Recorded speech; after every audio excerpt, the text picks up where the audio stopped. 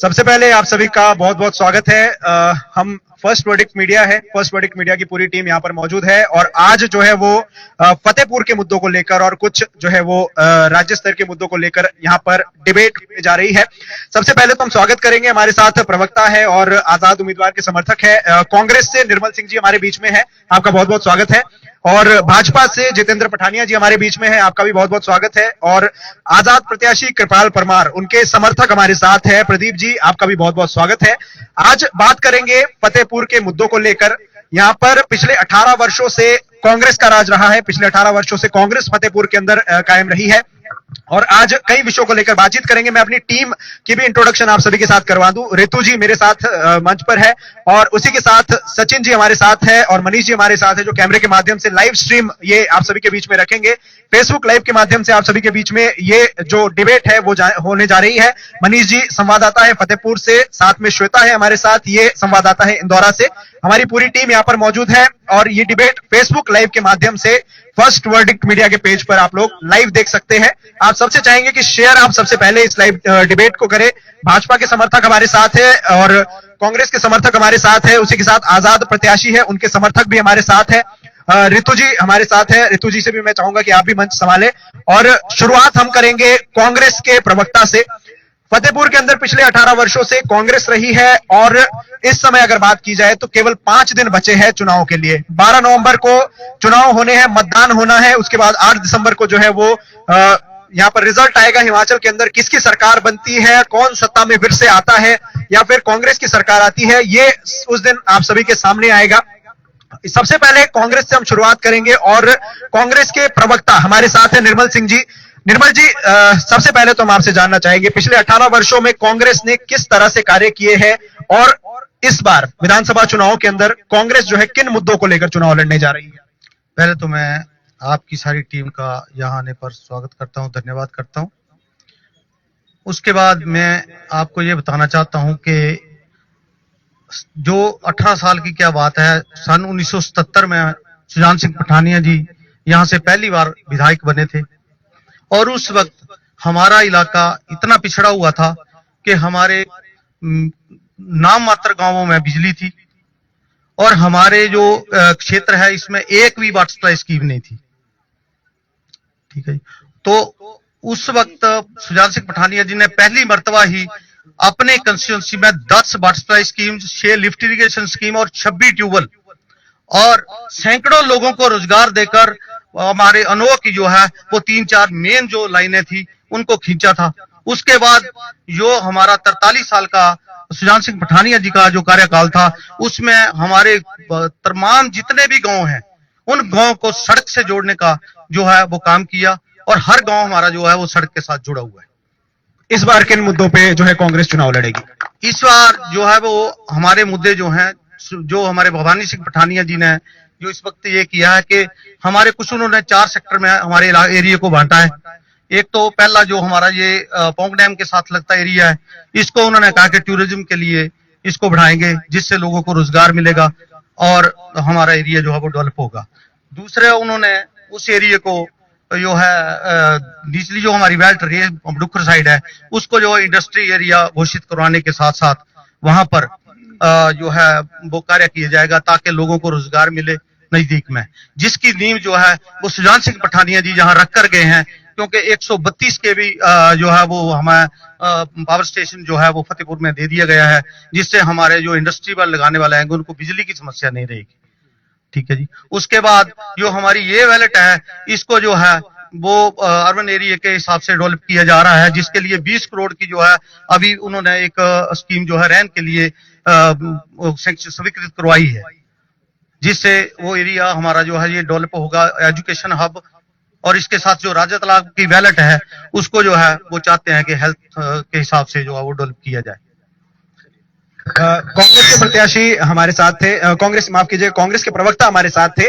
भवानी सिंह पठानिया यहाँ से प्रत्याशी है और उन्होंने किन मुद्दों पर वो चुनाव लड़ने जा रहे हैं, कांग्रेस किन मुद्दों पर चुनाव लड़ने जा रही है, निर्मल सिंह जी ने हम सबके बीच में बात रखी है। आपकी जानकारी के लिए हम बता दें कि जनता के सवाल भी यहाँ पर लिए जाएंगे। आखिर में 10 सवाल जनता, यहाँ पर 3 लोग खड़े हैं, आप किसी से भी अपना सवाल कर सकते हैं, चाहे वो कृपाल परमार जी के समर्थक है, चाहे भाजपा के प्रवक्ता है या कांग्रेस के प्रवक्ता है।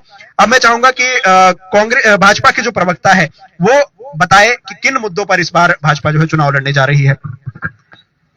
आप सभी, मैं थोड़ा पास कर लीजिए, मेरा गला बैठा हुआ है, मैं क्षमा चाहूंगा।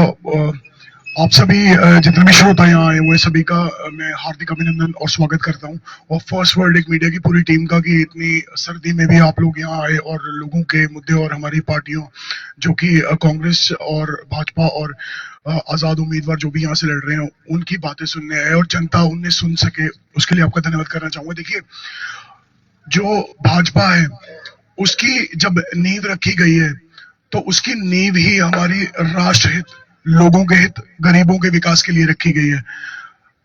हमारे कांग्रेस के प्रवक्ता आदरणीय श्री निर्मल सिंह जी ने बताया कि 1977 यानी कि आजादी के लगभग 40 साल बाद यहाँ पर हम जब राष्ट्र बना तो 1947 से लेकर अभी तक कांग्रेस है।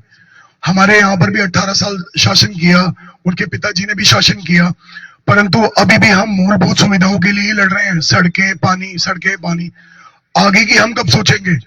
आप हमारी 7 वाली कॉन्स्टिट्यूएंसीज में देख लीजिए, इंदौरा, ज्वाड़ी, नूरपुर, वहां जाइए और हमारी कॉन्स्टिट्यूएंसी में आप घुसिए, बहुत फर्क है, जमीन आसमान का फर्क है हमारे यहाँ पर।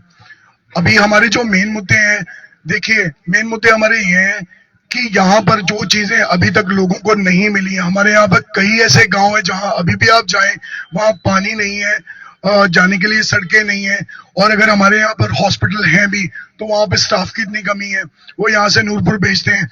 नूरपुर में अगर वो इलाज नहीं हो सकता वो टांडा जाता है, टांडा से फिर पीछे जाता है, वो प्रोसेस है।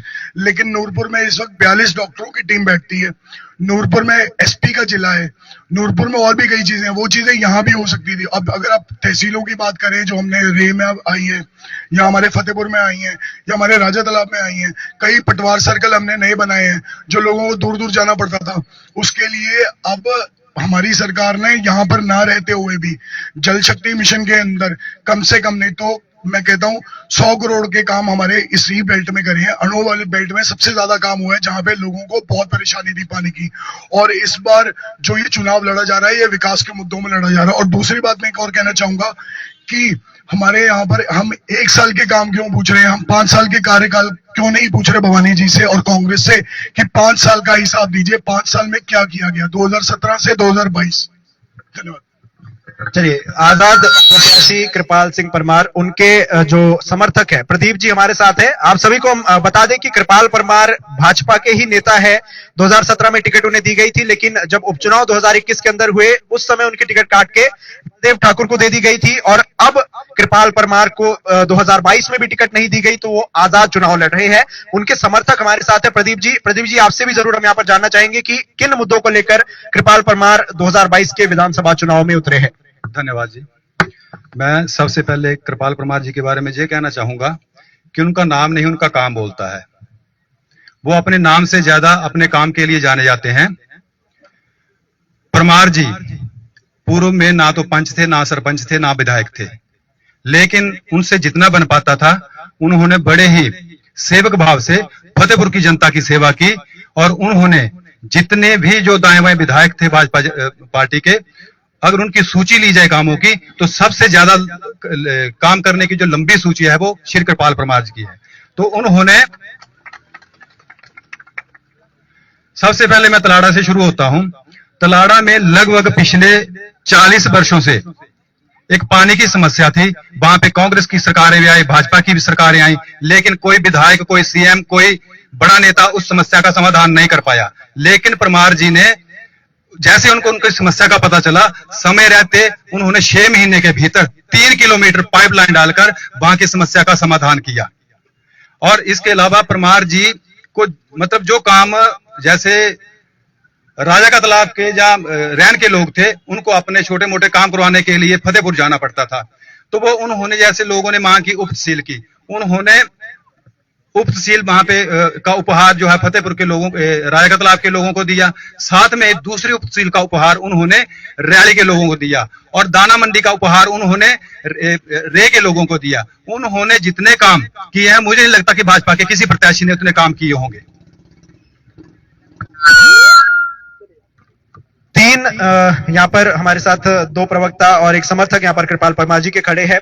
इन्होंने तीनों ने अपनी बात रखी है किन मुद्दों को लेकर जो है वो भाजपा कांग्रेस, बिल्कुल बिल्कुल हम आपके पास आएंगे। हमने सबको यहाँ पर समय दिया कि किन मुद्दों को लेकर जो है वो चुनाव यहाँ पर लड़े जा रहे हैं, चाहे कांग्रेस है, भाजपा है या फिर आजाद प्रत्याशी है, किन मुद्दों को लेकर चुनाव लड़ रहे हैं। देखिए यहाँ पर इससे पहले कांग्रेस के जो है विधायक रहे हैं, तो सबसे पहले हम जाएंगे भाजपा के पास। भाजपा के जो प्रवक्ता यहाँ पर है उनसे जानना चाहेंगे कि वो कांग्रेस के कार्यों से कितने संतुष्ट हैं। और का जवाब देने के बाद आगे बाकी आप जवाब देना चाह रहे हैं बीजेपी की बात का? चलिए हम बीजेपी की बात का जवाब जो है, प्रश्न का जवाब यहाँ पर देंगे। ऐसा है कि अभी जितेंद्र जी ने ये बताया कि हमने अनुभव बेल्ट में या इधर उधर जो लाइनें बिछाई पाइप जो है वो पानी पैदा नहीं करती, ठीक है। पाइपों कर लगा के जमीन को छलनी किया है, सड़कों का नुकसान किया है, लेकिन अभी तक भी जो कई लाइनें हैं जो सिर्फ धरातल पर लाइनें ही हैं। और एक भी ये सोर्स बता दें जो इन्होंने पानी यहां जमीन से निकालकर उन पाइपों में डाला है। सोर्स सारे के सारे जितने भी ट्यूबवेल लगे हैं वो सुजान सिंह पठानिया जी की देन है, कांग्रेस पार्टी की देन है, ठीक है। लाइनें बिछाकर पानी पैदा नहीं होता, पानी ट्यूबवेल लगाकर बोर करके पैदा होता है। जितेंद्र जी जवाब दीजिए। जी, जिस तरह इन्होंने कहा कि नल तो लगा दिया लेकिन जल की सुविधा नहीं यहाँ पे उपलब्ध हो पाई। कांग्रेस के प्रवक्ता ने बहुत अच्छा प्रश्न किया और मैं काउंटर क्वेश्चन करना चाहूंगा कि जो हमारे पोंग डैम विस्थापित लोग थे उन्होंने अपने घर भी त्याग दिए, उनको जमीनें भी नहीं मिली, उस वक्त भी कांग्रेस का शासन हुआ करता। आप मुझे एक बात बताइए, जब डैम हमारे इतने आसपास है और पानी हमारे अणुओं में कैसे नहीं पहुंचा? पहली तो बात ये, क्या आज तक किसी ने, जो अभी सुपर फंक्शनल आइडियाज आ रहे हैं माइंड में कि यहाँ पर जॉब लगाई जाएंगी, यहाँ पर ऐसा किया जाएगा, वही आइडियाज जब आप 40 साल से सरकार में थे तो दे सकते थे। तभी भी उनकी आयु 23 वर्ष की 20 वर्ष की रही होगी। जो भी एक साल में आइडियाज निकल रहे हैं, हम रोजगार देंगे, ऐसा करेंगे। और जहां तक पानी की बात है, देखिए अगर आज भी कांग्रेस यह पूछ रही है कि पाइपें क्यों डाली जा रही है और उनमें पानी कहां से आएगा, तो मुझे लगता है ये बिल्कुल out of the text question इन्होंने किया है, जिसका मेरे पास ही जवाब नहीं है। क्योंकि डैम हमारे पास है, उसका सारा पानी पंजाब में चला जाता है, उसका सारा पानी पंजाब में चला जाता है। लेकिन आज तक कांग्रेस के किसी भी बंदे ने यह कहा कि यहाँ पर पानी क्यों नहीं है, हमारा डैम साथ में, पंजाब को क्यों पानी दिया जा रहा है, ये भी बताइए। अणु क्यों पैसा है, इसका भी जवाब जी जवाब दीजिए। ऐसा है कि जितेंद्र जी को शायद जितेंद्र के जन्म से पहले ही इनके गांव में पानी पहुंचा दिया गया था, ठीक है। क्योंकि वहां पर पठानिया जी ने काफी प्रयत्न किया कि ब्रो में, नंगल में या कुठार में वहां पर इनके इलाके में ट्यूबवेल लगाया जाए, बोर किया जाए, जिससे इनको वहां पर पानी उपलब्ध करवाया जाए। लेकिन वहां पर जब कोई भी बोर काम जब नहीं हुआ तो सुजान सिंह पठानिया जी ने फतेहपुर के ट्यूबवेल से पानी नंगल में पहुंचाया इनके गांव तक। चलिए ठीक है, आपके सवाल का जवाब भी यहाँ पर आ चुका है। आपसे भी हम जरूर जानना चाहेंगे इस मुद्दे को लेकर क्या कहेंगे प्रदीप जी? इसमें ऐसा है कि पिछले 5-10 साल पहले से जो भाजपा या कांग्रेस ने जो भी हैंडपंप वगैरह लगाए थे वो सारे के सारे सूखे पड़े हुए थे। जे आप जाके हर पंचायत में जाके पूछ सकते हैं कि उन हैंडपंप में मोटर्स वगैरह लगाने का काम श्री कृपाल परमार जी ने किया है। इसके अलावा लगभग 30 और 40 ट्यूबवेल थे जो बंद पड़े हुए थे। मैं कुछ ट्यूबवेलों की आपकी सूची भी दे सकता हूं, जैसे बांसादा मोड़, रैन या खेर में ट्यूबवेल बंद पड़े हुए थे। श्री कृपाल परमार जी ने उनको अपडेट करके घर घर हर नल में पानी पहुंचाया है। दूसरी बात, भाजपा के पास कमल के फूल के अलावा और बोलने के लिए कुछ भी नहीं है। इनके पास कामों की कोई सूची नहीं है। जो भी विकास किया फतेहपुर में श्री कृपाल परमार जी ने किया, कृपाल परमार जी के सहयोग से हुआ है। और कृपाल परमार जी अगर आगे भी जीतते हैं तो जो बचे हुए काम हैं उनको वो शेष कामों को बड़ी ही सेवक बनके फतेहपुर की जनता को करके बताएंगे। जितेंद्र जी क्या कहेंगे? देखिए, पहली बात तो मैं ये बताना चाहूंगा जी, जो 2017 में विधानसभा चुनाव हुए थे उसके हमारे जो भाजपा के प्रत्याशी थे वो श्री कृपाल परमार जी थे। और अगर वो ये इनके प्रवक्ता हमारे बड़े भाई प्रदीप जी कह रहे हैं कि उन्होंने काम करवाए, संगठन की शक्ति के बिना, भाजपा संगठन है, उसके बिना अगर कोई काम हो सकता तो आप इनसे पूछिए क्या कृपाल परमार जी करवा सकते थे? 2005 में जब वो सांसद थे तो भी वो भाजपा के ही थे, लेकिन कुछ हमारे बीच की दिक्कतें नहीं है कि हम अलग हो जाते हैं। और देखिए, कृपाल परमार जी को तो मोदी जी ने भी बोला है कि कृपया आप अगर हो सके तो हमारे साथ चलिए, संगठन आपका पूरा ख्याल रखेगा, लेकिन जो काम हुए हैं वो संगठन ने करवाए हैं, वो ये भी मानेंगे। प्रदीप जी, देखिए, माननीय आदरणीय कृपाल कुमार जी ने कहा कि अगर आदरणीय प्रधानमंत्री जी मुझे 24 घंटे पहले बोलते तो मैं उनकी जो आदेश था उनकी अवहेलना कभी नहीं कर सकता था। जो है बाण जो है छूट चुका था वो वापस नहीं आ सकता था। झंडे बंट चुके थे, बैनर बंट चुके थे, 10 टीमें जो है वो जाके प्रचार कर रही थी। और परमार जी ने जैसे ही उनको जो फोन आता है मोदी जी का, तो वो तुरंत वापस आते हैं अपने कार्यालय में, अपने लगभग सभी लोगों को फोन करते हैं, 500 बंदे की एक बैठक बुलाते हैं कि ऐसे ऐसे आदरणीय नरेंद्र मोदी जी का, मेरे जो बड़े भाई हैं उनका कॉल आया, मैं चुनाव नहीं लड़ना चाहता। लेकिन 2000 बंदों का दबाव था कि बोलते हैं अगर आपको चुनाव लड़ना होगा, वो आपका एक अलग विषय, उनसे क्या रिलेशन है आपके, उनकी कैसी आपकी जो भी है उनका संबंध जो भी है वो आपको बधाई हो, लेकिन फतेहपुर की जनता चाहती है आपको, आपके काम जिताएंगे, आपको आपके जो लोगों की सेवा की है फतेहपुर की, अपने निस्वार्थ भाव से आपको इस वक्त बैठने की वो कोई जरूरत नहीं है। फतेहपुर की जनता आपके साथ है, आप चुनाव लड़िए। एक तरफ माननीय प्रधानमंत्री जी का दबाव था और दूसरी तरफ फतेहपुर की जनता का दबाव था। मेरा मानना है कि कृपाल परमार की जगह कोई और व्यक्ति होता तो तलवे चाटता जाके ऊपर सीएम के, जब माननीय राष्ट्रीय अध्यक्ष के, कि मेरा कुछ करो, मैंने गलती की थी पार्टी छोड़कर, मुझे कहीं आगे जो आगे 2024 में चुनाव आ रहे हैं, मुझे उसकी टिकट दे दो, मुझे राज्यसभा में भेज दो या कोई चेयरमैन बना दो। लेकिन कृपाल परमार जी ने फतेहपुर की जनता को चुना। उन्होंने, आप सोच नहीं सकते, अब कुछ लोग जो मुद्दा बना रहे हैं कि उसने मोदी जी की बात नहीं मानी। मोदी जी का हो सकता है उसके बाद भी उनके संपर्क हुआ हो। उन्होंने आदरणीय मोदी जी से कहा था कि मैं मजबूर हूं, अगर मुझे 2 दिन पहले बोलते या 1 दिन पहले बोलते तो मैं चुनाव कभी भी नहीं लड़ता। अब इस चीज को भी मुद्दा बनाया जा रहा है कि उन्होंने अगर माननीय प्रधानमंत्री जी की बात नहीं मानी तो वो और किसकी मानेंगे। देखिए, ऐसा नहीं है, कई बार व्यक्ति को इज्जत का जो कोई होता है ना, पैरामीटर नहीं होता कि 1 लीटर में इज्जत आती है, 2 लीटर में इज्जत आती है। इज्जत हर व्यक्ति की एक समान होती है, मजदूर की भी होती है, किसान की भी होती है। वो इज्जत हमारे माननीय कृपाल परमार जी की भी है। यानी कि आप ये कहना चाह रहे हैं कि बीजेपी पार्टी ने जो है उनके साथ अनदेखा किया। देखिए, कृपाल परमार जी का कद तो सभी को पता चल गया, ये बताने की आवश्यकता नहीं है। जे मुझे जहां पे जे मीडिया के सामने आके बताने की आवश्यकता नहीं है। और जो मोदी जी हर घर में, हर बच्चे के मोबाइल में, हर माता पिता के मोबाइल में ये वीडियो है कि मोदी जी उनसे बात कैसे कर रहे हैं। उन्होंने ये डायलॉग कहा था, कृपाल परमार जी मेरा अपराधिकार है, मेरा कृपाल कुमार ऐसा नहीं कर सकता। ऐसी बात तो माता पिता भी अपने बच्चे से नहीं करते जैसे कृपाल कुमार जी के साथ मोदी कर रहा था। और मेरा फतेहपुर की जनता से निवेदन है, इस बार कृपाल कुमार जी लगभग इस का चुनाव हो जाते हैं, लगभग 1500 वोट से जीत रहे हैं। कहीं दोबारा लटके हुए मुंह से ये मत कहना कि इस बार परमार को वोट दे देते तो ये इस बार भी 100-200 वोट से जीत जाते।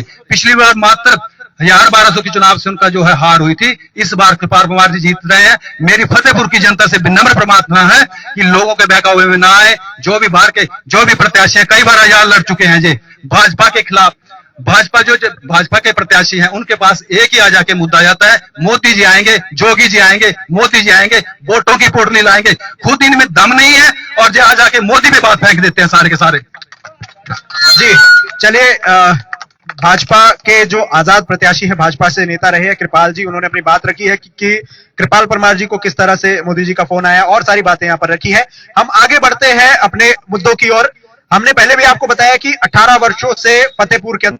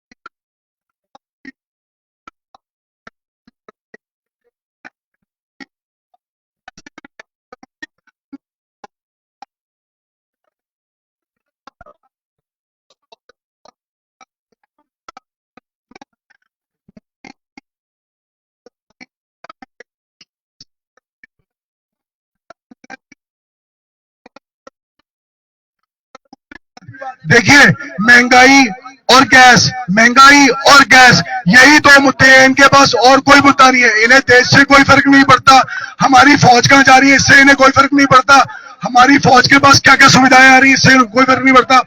आज की डेट में हमारे देश के हर नागरिक को कनाडा, अमेरिका, यूरोप तक पहचाना जाता है कि यह बंदा हिंदुस्तानी है और मोदी के देश से है, यह है मोदी की शक्ति। थोड़ा सा संयम रखिए भाई, थोड़ा सा संयम रखिए। आपके सवाल लिए जाएंगे, आपको जिससे भी सवाल करने हैं आप सवाल करिएगा, आपके जवाब भी आपको दिए जाएंगे। थोड़ा सा संयम, 5 मिनट, बस 5 मिनट के बाद आपके सवाल यहाँ पर ले जाएंगे। प्रदीप जी, आप कितना इत्तेफाक रखते हैं दोनों की? थोड़ा ऊंचे कीजिए।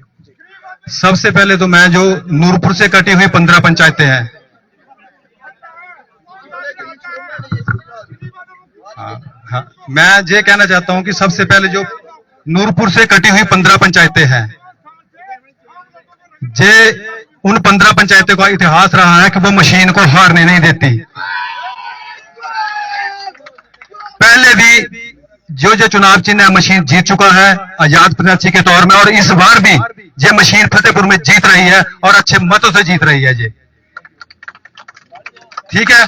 दूसरी बात, जो रैन के साथ जो एक सक्री पुल का जो है मुद्दा बना रहे हैं, चाहे भाजपा के प्रत्याशी और कांग्रेस के प्रत्याशी, मैं उनसे पूछना चाहता हूं कि 25 साल कांग्रेस और 25 साल बीजेपी ने जहां पे राज किया है, तब इनको सक्री के पुल की याद नहीं आई? तब उनको सक्री के पुल की याद नहीं आई? और सक्री के पुल का जब काम चला तो एक बड़े नेता ने उसको रुकाने का प्रयत्न किया था, लेकिन परमार जी ने अपने संबंधों का लाभ लेते हुए बड़ी मुश्किल से वो तत्काल काम उसमें वो रनिंग में करवाया। जो लोग फतेहपुर का विकास रोक रहे हैं, क्या आप उन लोगों को वोट डालोगे? मेरा मानना है कि कृपाल परमार जी से सशक्त प्रत्याशी इस फतेहपुर को नहीं मिल सकता। इससे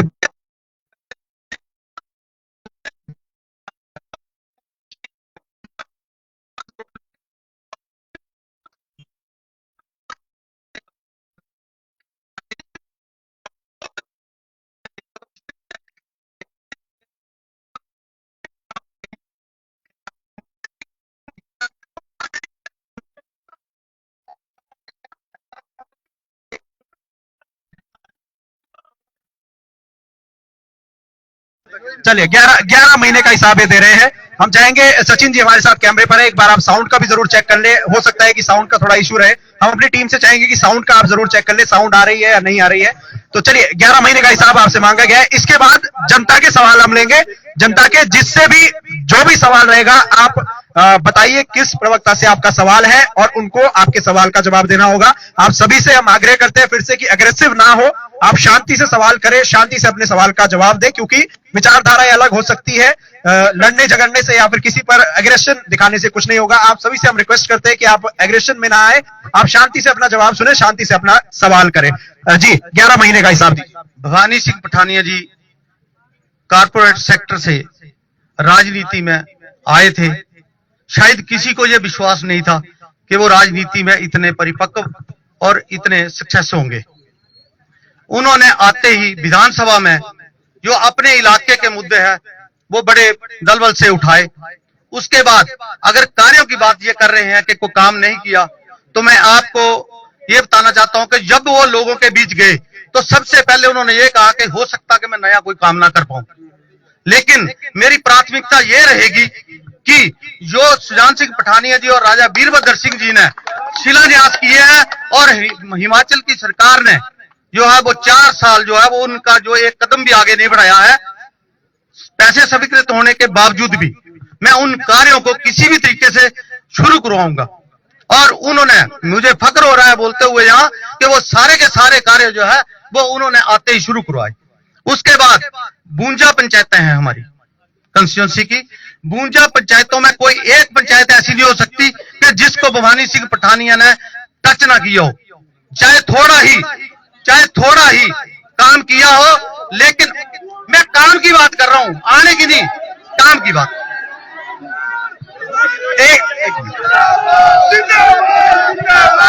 शांति रखिए। जी, आप अपने लोगों को कहिए कि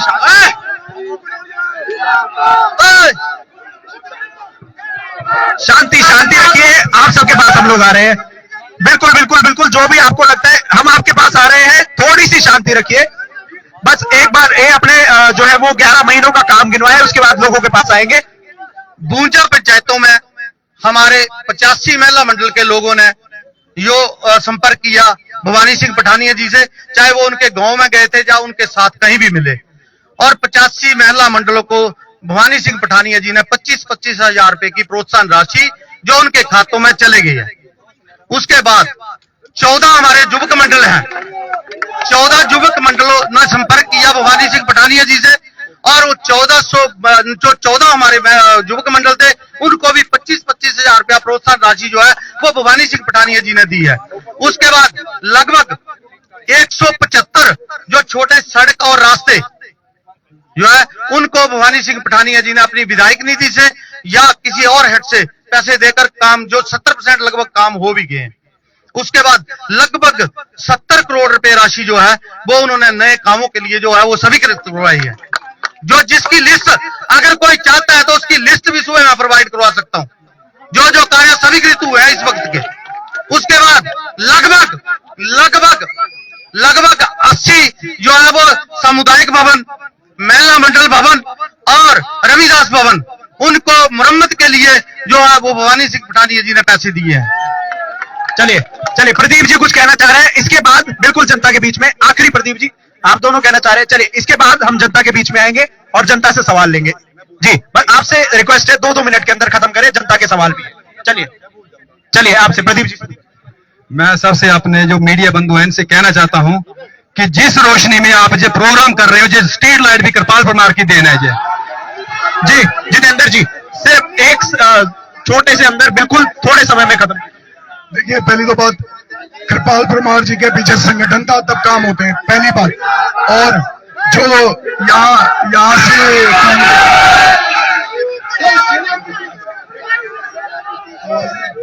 शांति, please please please please please.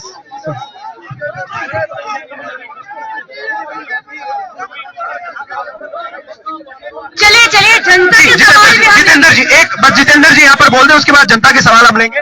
मैं पूछना चाहूंगा कि क्या जो हमारे यहाँ के अभी सिटिंग एमएलए हैं भवानी सिंह पठानिया, क्या वह सिर्फ कांग्रेस की जो महिला मंडल है या कांग्रेस के जो युवा मंडल है उन्हीं को पैसा देना है और किसी को नहीं देना? और मैं अपनी बात करना चाहूंगा कि हमारे यहाँ पर जो यह राजनीति पिछले 18 साल से आप लोग अपने मतों का गलत इस्तेमाल कर रहे हैं। आजाद प्रत्याशी को अगर आप वोट देंगे तो उसका कोई फायदा नहीं होगा। कृपया करके सही चुने, भाजपा के पक्ष में 12 नवंबर को वोट करें, राकेश पठानिया जी को अपना एमएलए बनाए। धन्यवाद, जय श्री राम। चलिए अब जनता के सवालों की बारी है, यहाँ से हम शुरुआत करते हैं, यहाँ से हम शुरुआत करेंगे और राउंड में हम ले लेंगे क्वेश्चन सबके, और जिनसे भी आपके सवाल रहेंगे प्रवक्ता का नाम आपको बोलना है और अपना नाम भी आपको बताना है, आप क्या कार्य करते हैं वो भी आपको बताना है। यहाँ से हम शुरुआत करेंगे, कोई है यहाँ से सवाल वाला? एक एक करके। जी मेरा नाम बलजीत राणा, और मेरा सवाल रहेगा जितेंद्र जी से और प्रदीप चिप जी से कि 10 दिसंबर 2021 को जयराम गवर्नमेंट ने स्वर्ण योग का लिखित हम एक प्रमाण दिया था कि विद इन 3 मंथ्स हम आपको बजट सेशन के दौरान आपको स्वर्ण योग बना के देंगे। 23 फरवरी 2022 को बजट सेशन के दौरान उस नोटिफिकेशन को उन्होंने नकारा है। तो मेरा इन दोनों प्रत्याशियों से ये रहेगा कि आपकी गवर्नमेंट थी, परमार जी भी बीजेपी में थे और अपने लोकल जितेंद्र भाई जी भी हैं, तो मैं इनसे जानना चाहूंगा कि आप एक स्वर्ण होने के नाते आपने क्या कहना चाहोगे इसके लिए?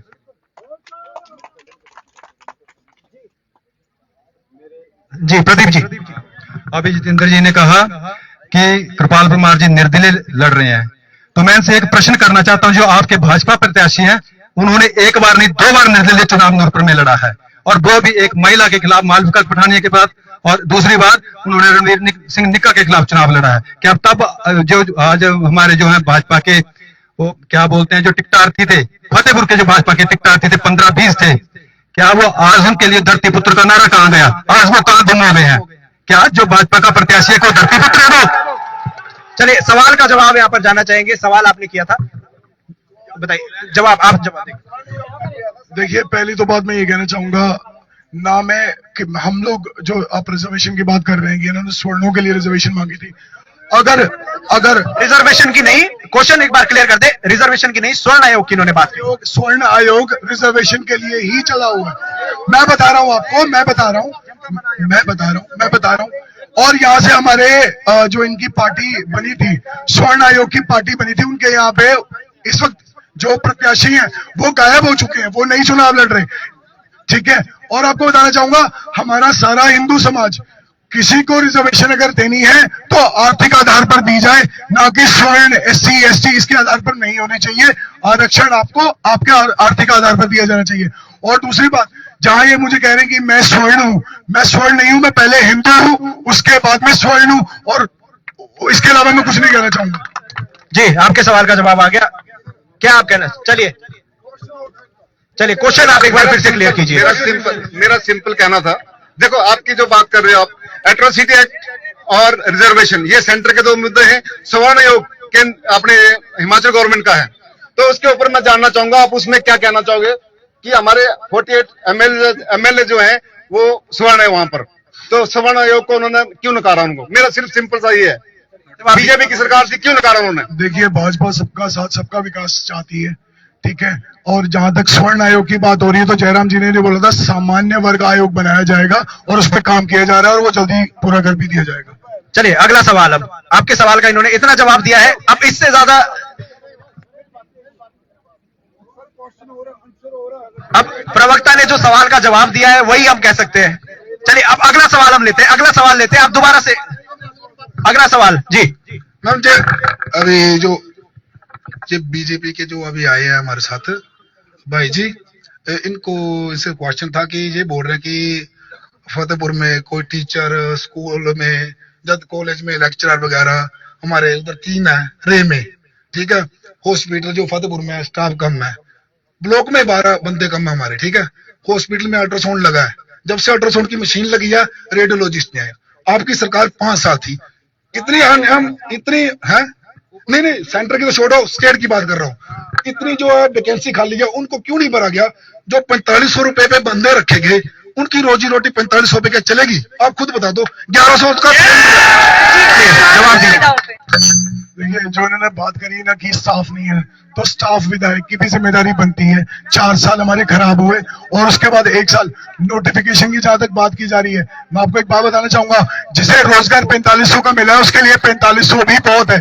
गरीब परिवारों के लड़के लगे, उन्हें पता होता है 4000 की कीमत क्या है। ये तो कभी भी पूछा छोड़ देते हैं कि ऐसा हो गया, इतने 1100 के सिलेंडर। अरे भाई साहब, तनख्वाहें आपकी 70,000 हो जाए, सिलेंडर 500 से अगर 500 और बढ़ गया तो आपको दिक्कत हो रही है। देखिए, जो देश के लिए काम कर रहे हैं उन्हें पता है कि हमारा जो भाजपा सरकार है वो गरीबों के लिए क्या कर रही है। तो 4500 भी बहुत है। और जो ये बात बोल रहे हैं कि रेडियोलॉजिस्ट नहीं है, अल्ट्रासाउंड की मशीन, तो हमें क्या 50 साल 60 साल और लगेंगे ये सारा सामान लाने के लिए?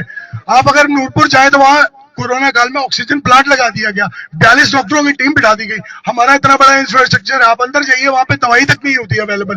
तो किसकी जिम्मेदारी है वो? क्या लोकल विधायक की जिम्मेदारी नहीं है कि वो अपना आगे भेजे उस चीज को कि यार हमारे पास ये चीज नहीं है, आप बताइए हम कैसे ला सकते हैं इस चीज को? हमारे पास रोजगार उत्पन्न करने का और क्या साधन है बताइए? और इसी सवाल पर चलिए, इसी सवाल का जवाब आप देंगे। देखिए, ये दोनों ही सरकारें, चाहे भाजपा की है चाहे कांग्रेस की,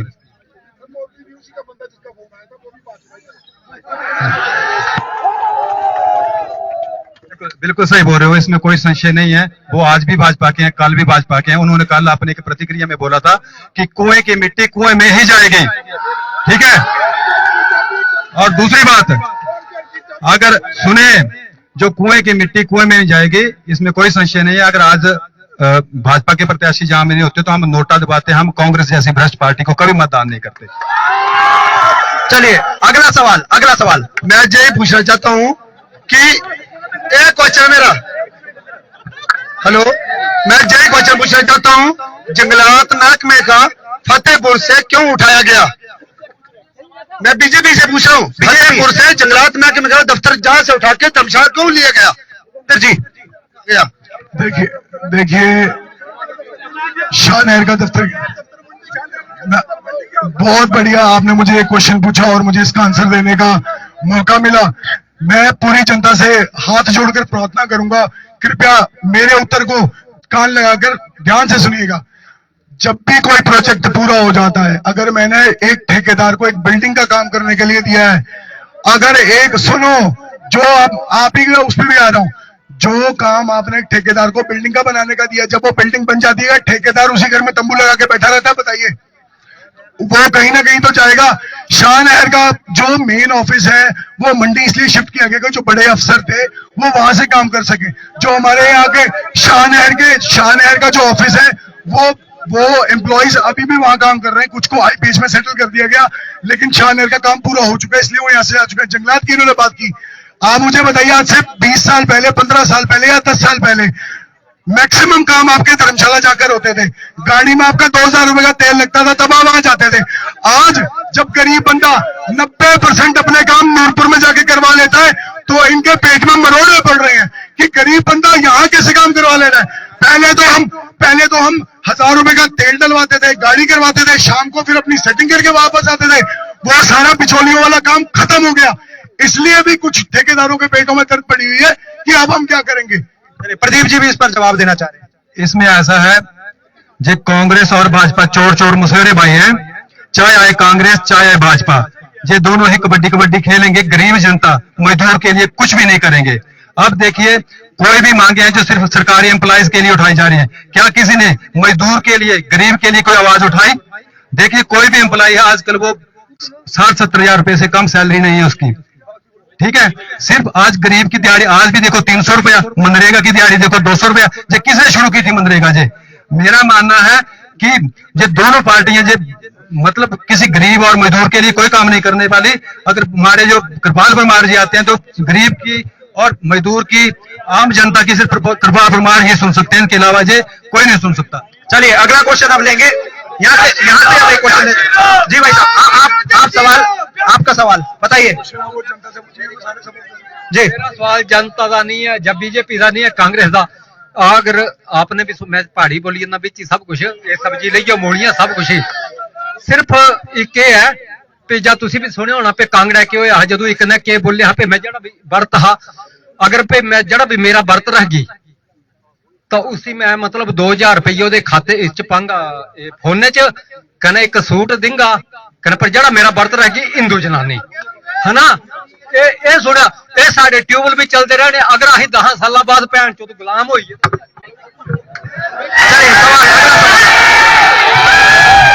कृपया सुनिए, सभी ध्यान दीजिए, सभी ध्यान दीजिए प्लीज, 2 मिनट के लिए मैं हाथ जोड़ के बेनती करता हूँ आप सबसे, यहाँ पर जो शांत रहिए, शांत रहिए, शांत रहिए। सवाल सुन लीजिए, आपके पास भी आ रहे हैं, सवाल सुन लीजिए। जी जी भाई साहब सवाल। इस रंगीन शाम में आप सबका मैं सुस्वागतम करता हूं और मीडिया बंधुओं को मैं बहुत बहुत धन्यवाद करता हूं कि आपने फतेहपुर के जनता की आवाज को ऊपर पहुंचाने का काम किया है। मेरा सवाल, एक सवाल मेरा कांग्रेस प्रवक्ता से रहेगा और एक भारतीय जनता पार्टी प्रवक्ता से रहेगा। मैं कैप्टन शंकर सिंह चमराल से बिलोंग करता हूं और समाज सेवी हूं। मैं सबसे पहले कांग्रेस प्रवक्ता जी से एक सवाल करता हूं और मेरे को जवाब स्पष्ट चाहिए उसका। यहाँ जिला कांगड़ा या हिमाचल प्रदेश में 8 किलोमीटर के अंदर कहीं पर भी 2 हॉस्पिटल आपको नहीं मिलेंगे। मैं याद दिलाना चाहता हूं कि यहाँ पर हमारे हेल्थ मिनिस्टर विपिन परमार जी आए थे और श्री कृपाल परमार जी ने उनके समक्ष रखा कि भाई हमें हॉस्पिटल की जो दशा है वो सुधारनी है। तो उन्होंने बोला कि भाई आप ऐसे करो, मैं यहाँ आया हूँ, आप मुख्यमंत्री जी से मांग रखो कि यहाँ 50 बेड का हॉस्पिटल 24 हावर्स जो है वो मतलब हर समय सेवा जो है डॉक्टरों की उपलब्ध हो, मैं सैंक्शन करके देता हूं। तो जब कृपाल परमार को इतनी फतेहपुर की जनता की चिंता है तो ये कांग्रेस की सरकार पिछले 15-20 साल से यहाँ कार्यरत थी। मैं आज श्री सुजान सिंह पठानिया को श्रद्धांजलि अर्पित करता हूं, लेकिन मैं ये अनुरोध जरूर करूंगा कि मेरे को जवाब चाहिए कि इससे पहले क्यों नहीं ये सोचा गया, क्यों 8 किलोमीटर के बीच में 2 हॉस्पिटल कृपाल परमार की ही देन हुए। जी कांग्रेस प्रवक्ता जवाब दे। महोदय, मैं आपको ये जानकारी देना चाहता हूं कि यहां पर डिस्पेंसरियों से हॉस्पिटल में तब्दील किया गया सिविल हॉस्पिटल फतेहपुर जो है वो सबसे पहले जब तब ये हमारा जो रैन जो है हमारे साथ नहीं जुड़ा था। जैसे ही हमारा रैन फतेहपुर के साथ जुड़ा तो इसको प्राइमरी हेल्थ सेंटर से उठाकर civil CHC community health centre जो है वो सुजान सिंह पठानिया जी ने बनवाया था। ठीक है जी। और PHC जो है वो भी राजा का तालाब में सुजान सिंह पठानिया जी द्वारा दिलाई गई थी। ठीक है। अभी जो परमार जी ने सिविल हॉस्पिटल के लिए किया, इसके लिए हम उनके आभारी हैं। लेकिन ठीक है, लेकिन प्राइमरी हेल्थ सेंटर से कम्युनिटी हेल्थ सेंटर जो है वो सुजान सिंह पठानिया जी ने करवाया। जी, भाजपा से भी आपका सवाल है, भाजपा से आपका सवाल है जी, इनका सवाल पूरा होने देते। भाजपा से आपका सवाल है, क्या सवाल है, आप भाजपा से करिए। सर, माननीय श्री राकेश पठानिया जी मेरे बड़े प्रिय नेता हैं। मैं बीजेपी प्रवक्ता से एक क्वेश्चन करना चाहता हूं कि वो यहाँ पर फॉरेस्ट मिनिस्टर रहे और साथ में स्पोर्ट मिनिस्टर रहे। यहाँ पे मुझे ये बताओ, राजा का तालाब, रहन, फतेहपुर और रियाली ये मेन इलाके हैं हमारे। सुन लेना, पहले मेरा सवाल सुन लेना। वो इतने मतलब पावरफुल नेता हैं वो, लेकिन मुझे ये बताया जाए कि हमारा जो युवा वर्ग है जिनको यहाँ पर स्पोर्ट्स के लिए एक भी ग्राउंड अवेलेबल नहीं है, क्या वो उन्होंने अपने इस मंत्री के दौरान रहने के दौरान कहीं किसी प्रकार का फतेहपुर के बीच में युवा वर्ग के लिए कोई खेल मैदान का बंदोबस्त किया उन्होंने? जितेंद्र जी जवाब दीजिए। मुझे खुशी होती है जब मुझसे ऐसे प्रश्न किए जाते हैं। पहले तो उन्होंने बात गिनाई कि कृपाल परमार जी ने नहीं करवाया, संगठन ने करवाया, भाजपा ने करवाया, कृपाल परमार जी ने कुछ नहीं करवाया। पहली बात। दूसरी बात, वो सिर्फ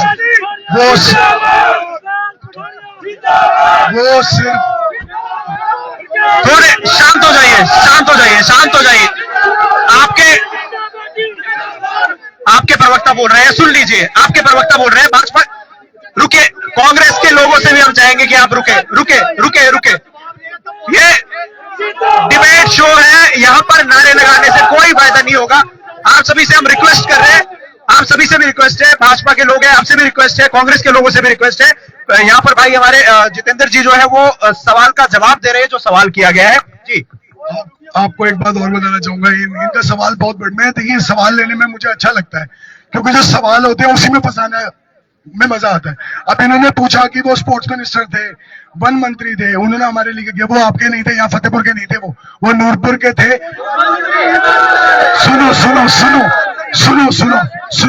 सुनो, आप पहले सुन लीजिए, उसके बाद आप प्रतिक्रिया दीजिए। रुकिए। सुनिए, वो पूरे हिमाचल के स्पोर्ट्स और वन मंत्री थे, समझ गए आप। दूसरी बात, जिम, अगर आप जिम के लिए गए हैं तो जहां जिम लगे हैं उनको पता है कहां जिम लगे हैं। ठीक है। और दूसरी बात, नूरपुर, फतेहपुर, शिमला, धर्मशाला, सारा हिमाचल यानी कि कम से कम 42 लाख लोगों का प्रतिनिधित्व हमारे राकेश पठानिया जी ने किया है और हम इस पर गर्व है। निर्मल जी एक मिनट यार। निर्मल जी, मैं जितेंद्र पठानिया जी से एक सवाल ये करना चाहता हूं कि वो कहते हैं कि किसी ने मांगा, राकेश पठानिया जी से किसी ने कुछ मांगा, मांगने की जरूरत नहीं पड़ी। बाई इलेक्शन में वो जब इस कंस्टिट्यूंसी में घूमे तो उन्होंने करोड़ों रुपए की घोषणा की और एक साल में 1 रुपया भी नहीं दिया। उसका जवाब दीजिए जो उन्होंने घोषणा की खुद। प्रदीप जी, मैं जहां पर उपस्थित सभी लोगों से एक प्रश्न करना चाहता हूं, जहां पर भाजपा पर भी आरोप लग रहे हैं, कांग्रेस पर भी आरोप लग रहे हैं, कोई ऐसा व्यक्ति हो जो कृपाल परमार पर एक भ्रष्टाचार का आरोप लगा सकता हो कि कृपाल परमार जी ने पिछले 5 सालों में किसी ठेकेदार से, किसी कर्मचारी से कोई पैसा लिया हो, उगाही की हो, जैसे कि सुनने में आ रहा है। हेलो, सुनिए प्लीज एक मिनट। जैसे कि सुनने में आ रहा है कि अब यार सुन तो लो पहले। सुन लीजिए, अगर आप प्रवक्ता की बात ही नहीं सुनेंगे तो जवाब सुनिए। सुनने में आ रहा है कि दोनों ही पार्टी इसके बड़े, प्लीज यार सुनो। हेलो, सुनने में भाई आपके काम की बात है, जो जहां पे लोग खड़े हैं आपके काम की बात है, सुनिए, ध्यान से सुनिए। सुनने में आ रहा है कि बंद कमरे में कर्मचारियों को बुलाकर धमकाया जा रहा है। ठीक है, सुन तो लो। बंद कमरे में कर्मचारियों को बुलाकर धमकाया जा रहा है, दोनों ही पार्टी की धमका रही है। लेकिन कृपाल कुमार जी से जब मेरी बात हुई थी, बोलते कि जब तक कृपाल कुमार जिंदा है फतेहपुर के ठेकेदारों को, कर्मचारियों को खरोच नहीं आने देगा कृपाल कुमार। चलिए चलिए, अगले सवाल में आप जवाब दीजिए। अगला सवाल हम कर रहे हैं, इसके बाद चलिए आखिर में, इसके बाद हम अगला सवाल लेंगे। अगला सवाल मैं भाई साहब की जानकारी के लिए, जो इन्होंने भ्रष्टाचार का कांग्रेस के ऊपर आरोप लगाया, मैं उसके लिए इनको बताना चाहता हूं कि सुजान सिंह पठानिया जी, मैं कृपाल परमार जी के ऊपर हम नहीं लगा रहे, आपने कांग्रेस के ऊपर भ्रष्टाचार का आरोप लगाया। मैं आपकी जानकारी के लिए यह बताना चाहता हूं कि 43 वर्ष का पॉलिटिकल कैरियर सुजान सिंह पठानिया जी का रहा। 43 साल उन्होंने राजनीति में यहां पर रहे, और विरोधियों की तो बात छोड़ो, आपके तो जो आपके यहाँ लोग हैं वो अपनों पे आरोप लगा रहे हैं भ्रष्टाचार के, लेकिन सुजान सिंह पठानिया के ऊपर एक आरोप लगा दो। चलिए चलिए, अब अगला सवाल हम लेंगे। अगला सवाल, उसमें आप देखिए, फतेहपुर को सेवक चाहिए, किसी शेर की जरूरत नहीं है। फतेहपुर की जनता को सेवक चाहिए, कृपाल परमार की तरह किसी शेर या लकड़बग्गे की जरूरत नहीं है। चलिए चलिए, अगला सवाल जी जी भाई साहब, क्या इधर आइए, क्या सवाल है आपका? शांत हो जाइए, आप सभी से रिक्वेस्ट है, शांत हो जाइए जी। अब आप अगली बार बोलिएगा जी। भाई आइए,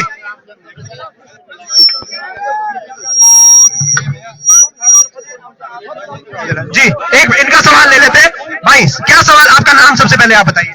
अश्विनी कुमार शर्मा। अश्विनी कुमार जी, क्या करते हैं आप? मैं ड्राइवर हूँ गाड़ी का जी। क्या सवाल है, किससे सवाल है? सवाल मेरे को दोनों पार्टी से है, कांग्रेस और कृपाल प्रकार जी जो आए हैं, पता नहीं बीजेपी से आए हैं, ठीक है ना।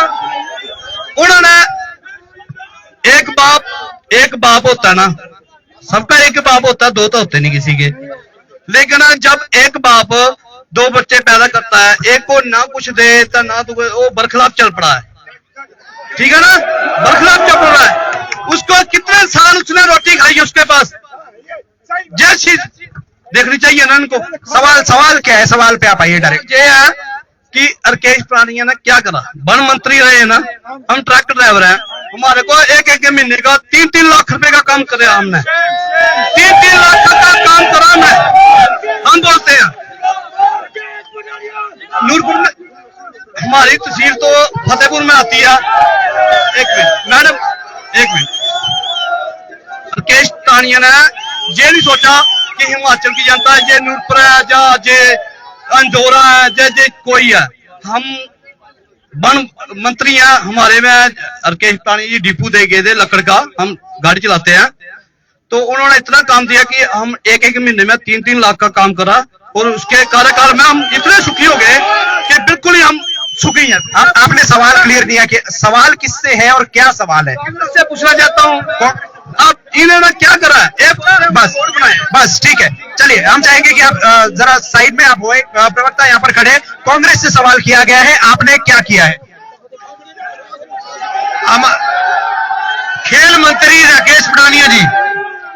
खेल मंत्री राकेश पठानिया जी करोड़ों की घोषणा करने के बाद भी एक भी जो वो ग्राउंड या कोई जिम वगैरह नहीं सैंक्शन कर सके, लेकिन हमारे विधायक ने जो इस वर्ष में 5 जिम जो है वो स्वीकृत किए हैं। चलिए बहुत बहुत धन्यवाद आप सबका।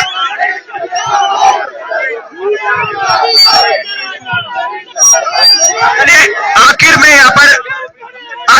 आखिर में प्रदीप जी हमारे पास है, और इसके बाद हम समाप्त इस डिबेट को। मेरे लिए ये बड़े हर्ष का विषय है कि जिस प्रत्याशी के लिए मैं काम कर रहा हूं उसके खिलाफ बोलने के लिए किसी व्यक्ति के पास जहां पे कुछ नहीं है। और मैं एक बार फिर फतेहपुर के कर्मचारियों और ठेकेदारों को बोलना चाहता हूं कि अगर गलत निर्णय किया तो आपके बुरे दिन आने वाले हैं, इसलिए अपनी सुरक्षा चाहते हो तो कृपाल परमार जी को चुनिए। जय श्री राम, सभी को बहुत बहुत शुभकामनाएं। जय हिंद, वंदे मातरम, भारत माता की जय। जी चलिए, इसके बाद आपको बोल, चलिए लास्ट प्रदीप जी 2 मिनट आइए, इसके बाद जी। फतेहपुर के कर्मचारी जानते हैं कि वो कहां सुरक्षित हैं। सुजान सिंह पठानिया जी के समय में एक भी कर्मचारी, चाहे वो किसी भी पार्टी के साथ जुड़ा हुआ था, कोई नहीं कह सकता कि वहां प्रताड़ित हुआ हो। और ना ही 11 माह के कार्यकाल में भवानी सिंह पठानिया द्वारा किसी भी कर्मचारी को प्रताड़ित किया गया। चलिए, बहुत बहुत धन्यवाद आप सबका। इस डिबेट को यहीं पर समाप्त करते हैं। सार्थक डिबेट रही है, आप सभी का धन्यवाद। आप सभी, चलिए आखिर में जितेंद्र जी को हम ले लेते हैं। हमने प्रदीप जी को ले लिया था, निर्मल जी को ले लिया था। जितेंद्र जी आखिर में बताइए। देखिए, एक पार्टी को आपने 40 साल मौका यहाँ दिया है और इस बार आप किसी भी धोखे में मत आइएगा।